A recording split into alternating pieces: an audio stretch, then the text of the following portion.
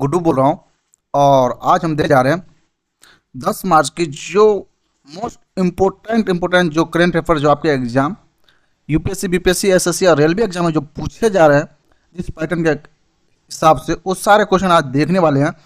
और ध्यान रखिए, ये सारे जो चीज़ें जो है आपके एग्जाम के पॉइंट ऑफ व्यू से बहुत ज़्यादा इंपॉर्टेंट है और हम उसी टॉपिक को टच कर रहे हैं, उसी टॉपिक को पकड़ रहे हैं जो कि आपके एग्जाम के पॉइंट ऑफ व्यू से मोस्ट इम्पोर्टेंट है। तो आज तारीख है 10 मार्च 2026 और देखने जा रहे हैं डेली करंट अफेयर का जो हमारा सीरीज चल रहा है उसके हिसाब से आज का करंट अफेयर्स। चलिए दोस्तों, तो यहाँ पे बात करते हैं सबसे पहले कि हमें देखने के लिए मिलता है कि आप देखेंगे कि अंतर्राष्ट्रीय महिला दिवस मनाया गया है जिसका थीम था नारी शक्ति। ये मनाया गया है 8 मार्च 2026 को। ठीक है, हम 8 मार्च के करंट अफेयर हम कवर नहीं कर पाए थे, इसलिए 8 मार्च 2026 को मनाया गया है नारी शक्ति। ठीक है, और उसका थीम जो था वो था right justice action for all women and girls.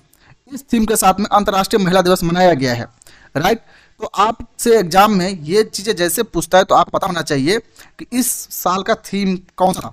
आपका बीपीएससी एग्जाम साथ ही साथ जो बीपीएससी उसमें ये मोस्ट इंपोर्टेंट है, इस टाइप के क्वेश्चन पूछे जाते हैं। ओके, और ये थीम आपको पता होना चाहिए। यूपीएससी के एग्जाम आप देंगे मई में तो उसमें भी ये काम करेगा आपका। ठीक है, इसमें सरकार ने महिलाओं के विकास से हटकर महिलाओं के नेतृत्व वाले विकास की तरफ स्टेप उठाया है। यानी कहने का मतलब ये है कि यहाँ पे सरकार ने महिलाओं के विकास के लिए उससे हटकर महिला के नेतृत्व वाले विकास के ऊपर ध्यान दिया है, जिसमें आप देखेंगे कि इसमें कुछ प्रमुख स्टेप लिया गया है, जैसे कि लखपति दीदी जो कि भारत सरकार की एक बहुत महत्वाकांक्षी योजना है जिसमें 6 करोड़ महिलाओं को लक्षित किया गया है। नमो ड्रोन दीदी योजना जो है, नारी शक्ति बंधन अधिनियम जो लोकसभा में 33% आरक्षण का प्रावधान है। तो यहाँ पे जो भारत सरकार की तरफ से अगर इस टाइप के अगर प्रीलिम्स से अगर मेंस में आप लिखते हैं क्वेश्चन तो यहाँ सब पूछेगा कि महिला से रिलेटेड कौन कौन सी योजना चल रहा है। तो यहाँ पर आप देखेंगे लखपति दीदी जो है काफ़ी फेमस है। उसके बाद है नमो ड्रोन दीदी, नारी शक्ति बंधन अधिनियम जो है लोकसभा में विधानसभा में 33% आरक्षण की बात करती है। तो इस साल के लिए आपके लिए जो अंतर्राष्ट्रीय महिला दिवस का जो थीम जो था ये आपको बहुत बढ़िया तरीके से पता होना चाहिए। राइट, चलिए नेक्स्ट हम बढ़ते हैं। यहाँ पे आप देखेंगे कि 9 तारीख को भारत और साथ में माफ करिएगा, देखिए 8 तारीख को ना आप देखेंगे कि भारत ने T20 वर्ल्ड कप खेला है और T20 वर्ल्ड कप ये भारत में ही हो रहा था। जो पुरुष का जो T20 वर्ल्ड कप जो था इस बार का 2026 का T20 वर्ल्ड कप वो भारत में हुआ है और इसका फाइनल आयोजन हुआ था अहमदाबाद स्टेडियम में, घरौली सरजमी पर। इसका आप देखेंगे तो अहमदाबाद में इसका आयोजन हुआ था। ठीक है, नरेंद्र मोदी स्टेडियम। आप जो बातें मैं बोल रहा हूँ आप उसे ध्यान से अपने दिमाग में बैठा लेंगे। ठीक है, तो भारतीय पुरुष टीम क्रिकेट पे इसमें फाइनल में न्यूजीलैंड टीम के साथ उन्होंने अपना फाइनल मुकाबला था जिसमें कि भारत ने 96 रनों से ये मैच जीत लिया है। 96 रनों से ये मैच जीता और साथ ही साथ अपना तीसरा विश्व कप खिताब जीता था। इससे पहले आप देखेंगे कि भारत में 2007 में, 2024 में और 2026 में 3 जो T20 वर्ल्ड कप जो है विश्व कप जिसे बोलते हैं T20 फॉर्मेट का, वो अपना तीनों जीता है। अब बहुत प्रबल चांस है कि ये क्वेश्चन आपके बीपीएससी एडी में पूछ लेगा। अब क्वेश्चन टफ करने के लिए आपको एयर वाइज दे देगा, तो आप ध्यान रखेंगे अभी तक 3 जीता है जिसमें 2007, 2024 और 2026 का 3 उन्होंने जीता है। ठीक है, इसी के साथ में आप देखेंगे भारत घरेलू सरजमी पर खिताब जीतने वाली 2 ट्रॉफी की रक्षा करने वाली पहली टीम बनी है। यानी भारत अपने सरजमी पे खिताब जीतने वाली, क्योंकि ये इंडिया में हो रहा था तो ये पहली टीम बन गई है। साथ ही इन्होंने लगातार 2 बार ट्रॉफी जीता है, 2024 में और 2026 में। ये 2 साल पे होता है T20 वर्ल्ड कप, तो ये आपको ध्यान में रखना होगा। ठीक है, अब जसप्रीत बुमराह को प्लेयर ऑफ द मैच दिया गया, बहुत जबरदस्त परफॉर्मेंस किया है। साथ साथ संजू सैमसन को इस मैच में प्लेयर ऑफ द टूर्नामेंट दिया गया।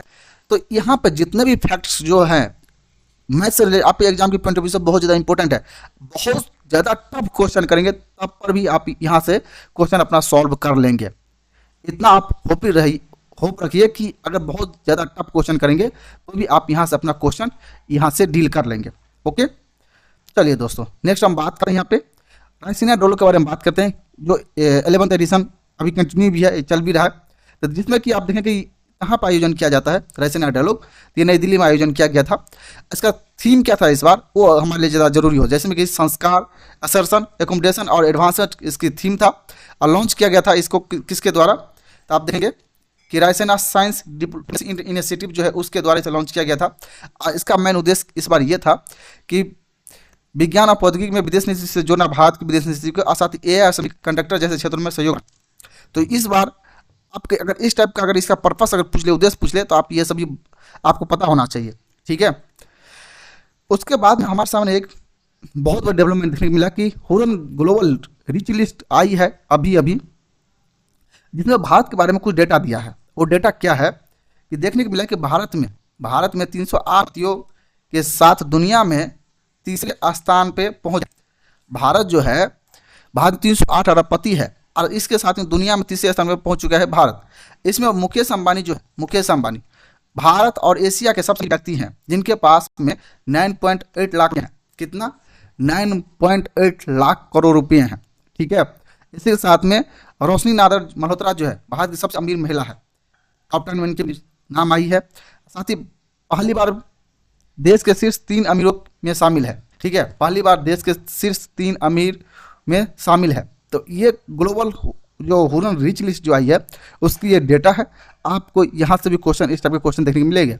यहाँ पे हमारे लिए सबसे ज़्यादा इंपॉर्टेंट है, तो आपसे क्वेश्चन, मुकेश अंबानी भारत का ही सबसे अमीर व्यक्ति है? तो नहीं, ये भारत नहीं, भारत समेत ये एशिया के भी सबसे अमीर व्यक्ति हैं। कौन?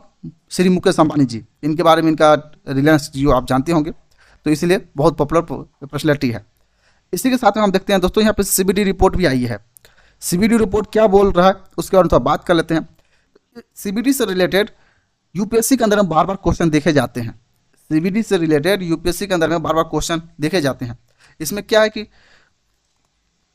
आप देखेंगे कि भारत में कन्वेंशन ऑन बायोलॉजिकल डाइवर्सिटी का फुल फॉर्म नाम है। इसमें 23 राष्ट्रीय लक्ष्यों में से केवल 2 ही लक्ष्य पूरा होने की राह पर है। यहाँ पे 23 जो टारगेट मिला था, नेशनल जो टारगेट था वो मिला था 23, उसमें से देखा गया है कि केवल दो ही लक्ष्य कंप्लीट होगा, और वो भी कब? 2030 तक। ये कहीं से अच्छी बात नहीं है। इसमें और ज़्यादा भारत को वेटेज मिलना चाहिए, उस पर ज़्यादा फोकस करना पड़ेगा। देखिए, इसका लक्ष्य ये है कि जैसे कि भूमि समुद्र का उपयोगी बनाना, जो लैंड जो है, ठीक है, यानी भूमि जो है या समुद्र, उसको उपयोगी उसके लिए योजना बनाना कि उस पर कैसे उपयोग उसको किया जाएगा, उसके ऊपर योजना बनाना पड़ेगा। उसके बाद में जो पारिस्थितिक तंत्र है उसमें बहाली हो। अब भारत का वन और वृक्ष आवरण जो है 25.17% है। ये आपसे डायरेक्टली आपके एग्जाम में, खास करके बीपीएससी एग्जाम में, यहाँ से डायरेक्ट आपसे क्वेश्चन पूछ लिए जाते हैं कि भारत का वन और वृक्ष आवरण कितना है, ठीक है, जिसे फॉरेस्ट कवर बोलते हैं। ओके, तो ये आपको पता होना चाहिए, ये भारत का है। इसी के साथ में हमें देखने को मिलता है कि दुनिया के प्रवासी प्रजातियों की स्थिति क्या है यूएन रिपोर्ट के हिसाब से। एक यहाँ पे सीएमएस से रिलेटेड यूपीएससी में बार बार क्वेश्चन देखने को मिलता है। इसको बोलते हैं दोस्तों कन्वेंशन ऑन माइग्रेटरी स्पीसीज, यानी कि जो माइग्रेटरी जो बर्ड्स होते हैं उससे रिलेटेड ये कन्वेंशन है, ठीक है। जहाँ पे हमें देखने को मिलता है कि 49% प्रवासी प्रजातियों की आबादी में गिरावट देखने को मिला है। कितना? 49%। ये बहुत बड़ी चिंता वाली विषय है। आपको लग रहा है कि 99% यूपीएससी में यहाँ से क्वेश्चन टच जरूर करेगा, क्योंकि मई में जो एग्जाम होगा यहाँ से बहुत प्रबल चांस है कि यहाँ से क्वेश्चन आपसे पूछ लिया जाता है, क्योंकि माइग्रेटरी स्पीसीज से रिलेटेड बार बार क्वेश्चन पूछे गए हैं यूपीएससी एग्जाम में, बार बार पूछे गए प्रीलिम्स के एग्जाम में, ठीक है। इसमें 49% की गिरावट देखने को मिला है। इसका मुख्य कारण क्या है? तो सबसे इसका मुख्य कारण यह है कि आवास का नुकसान हुआ है, ठीक है। उसके बाद में एक बहुत ही फेमस बर्ड फ्लू है H5N1। H5N1 देखिए, तो जो टर्मिनोलॉजी जो है, ये इसका नाम है H5N1 जो है, ये नाम है बर्ड फ्लू का, ठीक है। तो इस टाइप का क्वेश्चन आप देखेंगे कि प्रीलिम्स एग्जाम में बार बार पूछे गए हैं, खास करके जो सिविल सर्विस का एग्जाम जो है बीपीएससी का, उसमें पूछे जाते हैं। तो आप इस पर बिल्कुल ध्यान देंगे। तो इसमें क्या है कि बर्ड फ्लू जो है, आपसे ये पूछ देगा कि H5N1 क्या है, तो इस बहुत सारी बीमारी का नाम दे देगा। तो ये एक बर्ड फ्लू है। और साथ साथ अत्यधिक दोहन भी देखेंगे कि इसका वजह बताया गया है। तो माइग्रेटरी बर्ड्स जो होते हैं, जैसे कि आप देखेंगे बहुत सारे ऐसे बर्ड्स हैं ना, वो स्पेन से आते हैं कहाँ पे, राजस्थान में, और फिर जैसे यहाँ पर टेम्परेचर बढ़ता है तो फिर वो पहुँच जाता है स्पेन। तो इस तरीके से माइग्रेटरी बर्ड्स का चीज़ें होता रहता है। ठीक है, तो ये चीज़ आपको पता होना चाहिए था। चलिए नेक्स्ट हम देखते हैं, जन औषधि दिवस मनाया गया है। इनका तिथि 7 मार्च को मनाया गया है, जन औषधि दिवस। ठीक है, और ये कौन सा एडिशन था, तो 8वां जन औषधि दिवस मनाया गया है, 8वां। ठीक है, इस बार अगर थीम अगर पूछे तो इसका थीम क्या था, तो जन औषधि सस्ती भी और भरोसेमंद भी। लक्ष्य क्या है, तो 25,000 केंद्र खोलना है। जन औषधि का लक्ष्य क्या है, 25,000 केंद्र खोलना है, और उसमें ब्रांडेड दवाओं की तुलना में 50 से 80% कम कीमत पर जेनरिक दवाई भी बनाए जाएंगे। अब दोस्तों आपको बता देते हैं कि देखिए, बहुत सारे लोग ये बोलते हैं क्या आप इतना डिटेल से जो बता रहे हैं क्या ये जरूरी है, तो जी डेफिनेटली जरूरी है। करंट अफेयर जो है आपके एग्जाम में अब सबसे मेजर रोल प्ले करता है करंट अफेयर, जहाँ से कि हर एक एग्जाम में आपका 25 क्वेश्चन, 30 क्वेश्चन, इवन 40 क्वेश्चन भी आ रहे हैं। अगर इतना वेटेज करंट अफेयर का आ रहा है तो आप ये सोचेंगे कि हम केवल एयर में अगर हम 2 दिन 4 दिन या 1 महीना पढ़ लेंगे मेरा करंट अफेयर स्ट्रॉन्ग हो जाएगा, तो ऐसा होने वाला नहीं है। इसके लिए सटीक तरीका ये है कि आप डेली करंट अफेयर पढ़ते चलिए, और वो भी ऐसा करंट अफेयर ना पढ़े कि बस क्वेश्चन लगा दिए, आया एक फैक्ट बताया, बात खत्म। नहीं, जो डेवलपमेंट हो रहा है उसके बारे में कम से कम आपके पास भी एक होलिस्टिक अप्रोच होनी चाहिए। होलिस्टिक मीन्स आपके पास 4, 5, 6 चीज आपको पता होना चाहिए। जैसे कि अगर आपसे पूछ लेगा कि जन औषधि दिवस कब मनाया गया था, डेट क्या है, 7 मार्च, राइट। इसका कौन सा एडिशन था, अगर ये पूछोगे कि ये कौन सा एडिशन है, तो ये 8वां जन औषधि दिवस मनाया गया है, पता होना चाहिए। थीम क्या है, जन जन औषधि सस्ती भी और भरोसेमंद भी। लक्ष्य कितना रखा गया है इस बार, इस साल का जो मनाया गया, तो 25,000 केंद्र खोलना है। इसका और काम क्या उन्होंने दिया, तो इन्होंने ब्रांडेड दवाओं की तुलना में 50-80% कम कीमत जेनरिक दवाई की इसको प्रमोट किया जाएगा। अगर इतना पॉइंट आपके पास हो तो क्वेश्चन आपका छूटेगा नहीं, क्योंकि करंट अफेयर आप सोचेंगे कि हम एक कहीं से रट्टा मार ले और वहां से हमारा काम हो जाएगा, तो नहीं होने वाला है। स्पष्ट क्लियर मैं आपको बता दे रहा हूँ। ठीक है, तो आराम से पढ़ते रहिए, और ये जो भी चीज़ें मैं बता रहा हूँ इसको नोट करते चलिए दोस्तों। एक डायरी बनाइए एक सेपरेट, उस डायरी में सारी चीज़ नोट करते चलिए। नोट करते रहेंगे आपके पास कॉन्फिडेंस रहेगा, और जब एग्जाम के समय में ये नहीं होगा कि मैं तो करंट अफेयर पढ़ा ही नहीं हूँ, आप एक बार देखेंगे आपको बहुत ज़्यादा रिकॉल कर पाएंगे।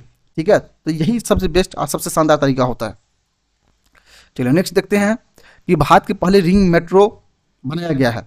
अभी रिंग मेट्रो क्या है, तो आप देख रहे हैं रिंग मेट्रो इसी को बोलते हैं। आप देखेंगे कि ऊपर से रोड जा रहा है। मेट्रो की इस तरीके से डिजाइन अप ही किया गया था कि इनको इस तरीके से डिजाइन किया गया था कि किसी तरीके से ट्रैफिक का इशू न हो। तो आप देखेंगे कि नीचे से रोड है, नीचे से रोड है, नीचे में 2 रोड है, और ऊपर से एक मेट्रो लाइन गया है। ठीक है, तो ये रिंग रोड बना है दोस्तों, और ये रिंग रोड से रिलेटेड आपसे क्वेश्चन पूछ लिया जाएगा, वो क्यों, तो उसके बारे में थोड़ा बात कर लेते हैं रिंग रोड के बाद में। ठीक है, तो भारत की पहली रिंग मेट्रो दिल्ली में बनाया गया है। चलिए अब हम इसके बारे में थोड़ा बात करते हैं। ये दिल्ली के मेट्रो पिंक लाइन पर मजलिस पार्क से मौजपुर कॉरिडोर का उद्घाटन किया गया है। आपके लिए ये जो है क्या है, पिंक लाइन, ये इंपॉर्टेंट, और मजलिस पार्क से मौजपुर कॉरिडोर तक इसका उद्घाटन किया गया है। इससे दिल्ली में भारत की पहली रिंग मेट्रो की पूरी हुई है। क्या हुआ है, इससे दिल्ली में भारत की पहली रिंग मेट्रो पूरी हुई है। इसका लंबाई 71.56 किलोमीटर रखा गया है, और उत्तर और पूर्व दिल्ली की कनेक्टिविटी में सुधार होगा इससे, उत्तर पूर्व की दिल्ली से। तो ये हमारे लिए क्यों इंपॉर्टेंट है, क्योंकि ये पहला रिंग मेट्रो बनाया गया है। तो पहला रिंग मेट्रो कहाँ बनेगा, आपसे एग्जाम में सीधा पूछेगा, बहुत आसान क्वेश्चन पूछेगा कि पहला रिंग मेट्रो कहाँ बनाया गया है, तो ये दिल्ली में बनाया गया है। अगर उसे बहुत ज़्यादा टफ करेगा तो पूछेगा कि ये दिल्ली मेट्रो में कौन सा लाइन है, तो ये पिंक लाइन है, मंजलिस पार्क से है। तो इस तरीके से अगर लंबाई पूछ लिया तो 71.56 किलोमीटर इसका लंबाई है। जैसे भी पूछेगा आप यहाँ से सॉल्व कर लेंगे, लेकिन बहुत ज़्यादा चांस है कि ये आपका इसका किलोमीटर में लंबाई ना पूछे, क्योंकि ये पुल तो है नहीं, लेकिन कुछ भी हो सकता है दोस्तों। चलिए नेक्स्ट हम बात करते हैं, आंध्र प्रदेश की नई जनसंख्या नीति लाई गई है। आंध्र प्रदेश की नई जनसंख्या नीति लाई गई है, जिसमें कि आप देखेंगे कि जो टोटल फर्टिलिटी रेट जो है वो 1.5 है, 1.5 है टोटल फर्टिलिटी रेट। इसमें जनधन बढ़ाने के लिए प्रोत्साहन देने की बात की गई है। दोस्तों आप देखेंगे पूरे भारत में जनसंख्या बढ़ रहा है, लेकिन आंध्र प्रदेश में जनसंख्या कम हो रहा है, क्योंकि पूरे भारत के अगर आप देखेंगे टोटल फर्टिलिटी रेट तो 2 पॉइंट के आसपास है।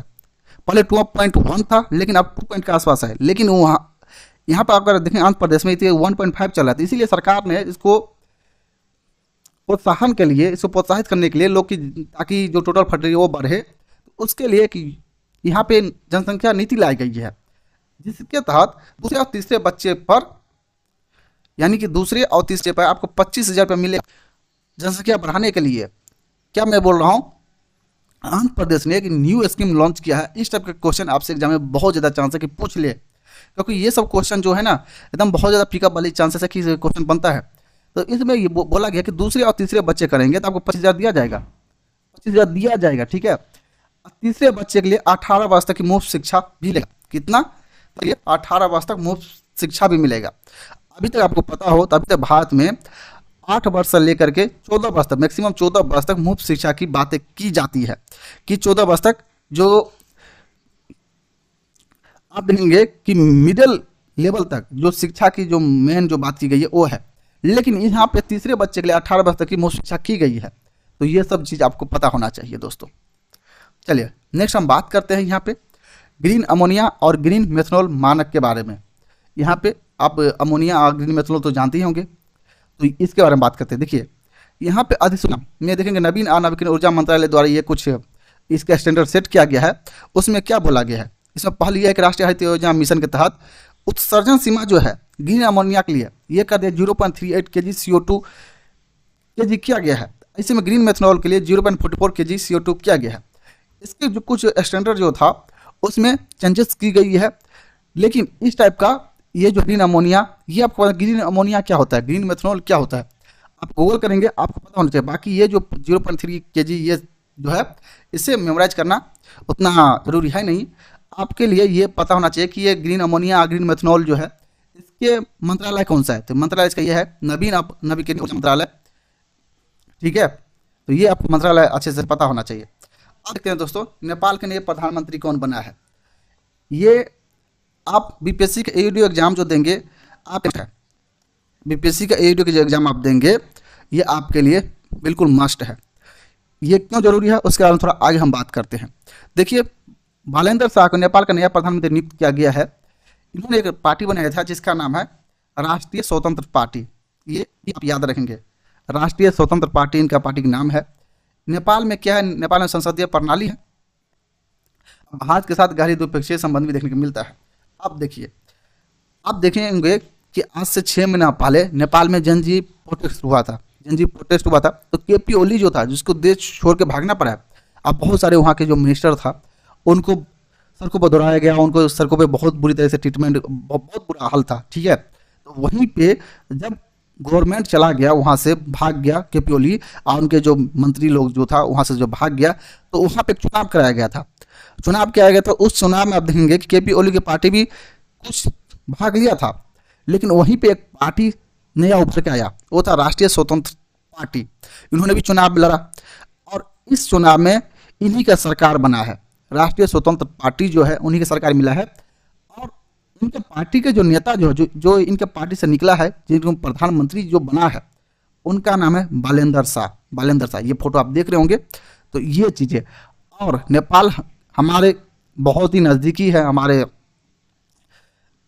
बहुत करीब है, इसीलिए बहुत ज़्यादा चांस है कि बीपीएससी के एयू एग्जाम में आपसे ये क्वेश्चन पूछ ले कि नेपाल का नया प्रधानमंत्री कौन नियुक्त किया गया है, क्योंकि इस टाइप का क्वेश्चन बार बार पूछे गए हैं। इसीलिए मस्ट है, चाहे बीपीएससी का आप एयू एग्जाम देंगे या बीपीएससी का सिविल सर्विस एग्जाम देंगे, वहाँ से आपका चांस है कि ये क्वेश्चन पूछ ले, इसलिए मैंने इसे ऐड कर दिया हूँ। ओके, चलिए अब नेक्स्ट हमारे सामने में देखने को मिलता है कि चिली जो देश जो है वो कुष्ठ रोग से मुक्त हो गया है। चिली, आप ये देखिए, ये जो मैप में आप देख रहे हैं, ये आप हमें देखने को मिलता है कि साउथ अमेरिका में पड़ता है ये। तो वहाँ पे चिली को WHO ने कुष्ठ रोग से मुक्त कर दिया है, क्योंकि वहाँ पे कोई इस मामला देखने के लिए नहीं मिल रहा था, इसीलिए उन्हें मुक्त घोषित कर दिया कि वहाँ पे कुष्ठ रोग नहीं होता है, ठीक है। ये अमेरिका का पहला और दुनिया का दूसरा देश है। अब अमेरिका, ये साउथ अमेरिका की बात कर रहा हूँ, एक है नॉर्थ अमेरिका, एक दूसरा है साउथ अमेरिका, उसमें मेक्सिको वगैरह जो देश है इसी में आता है। तो ये अब साउथ अमेरिका में हमें देखने को मिलता है चिली, ठीक है। और पहला देश कौन सा है, तो जॉर्डन। चिली से जो मुक्त, जो कुष्ठ रोग से जो मुक्त देश है वो कौन सा है? तो जॉर्डन है।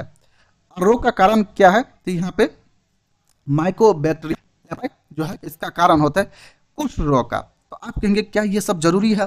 तो 100 नहीं 200% जरूरी है, आपको पता होना चाहिए कि कुष्ठ रोग का मेन कारण क्या है, कौन से बैक्टीरिया के कारण में कुष्ठ रोग होता है। तो देखिए माइकोबैक्टीरियम जो है इससे होता है कुष्ठ रोग। और आपके साइंस में इस टाइप का क्वेश्चन पूछते हैं, कुष्ठ रोग का पहला देश कौन सा था? तो जॉर्डन। और दूसरा देश कौन सा बना है? तो यहाँ पे चिली बना है। ठीक है, तो ये आपको अच्छे तरीके से बढ़िया तरीके से पता हो जाना चाहिए। तो इतना सब चीज़ें। WHO कौन है? तो वर्ल्ड हेल्थ ऑर्गेनाइजेशन है, जो कि नोटिफिकेशन जारी करता है कि कौन से देश में किस तरीके से हेल्थ से रिलेटेड जो भी स्टैंडर्ड है, जो भी मानक है, उसे कैसे फॉलो किया जाए, किस तरीके से वर्कआउट किया जाए। तो ये सारी चीज़ें आपको बताते हैं। चलिए दोस्तों, यहाँ पे हमें देखने को मिलता है कि RBI की ओपन मार्केट ऑपरेशन जो है, जिसे OMO बोलते हैं, उसमें लॉन्च की गई है।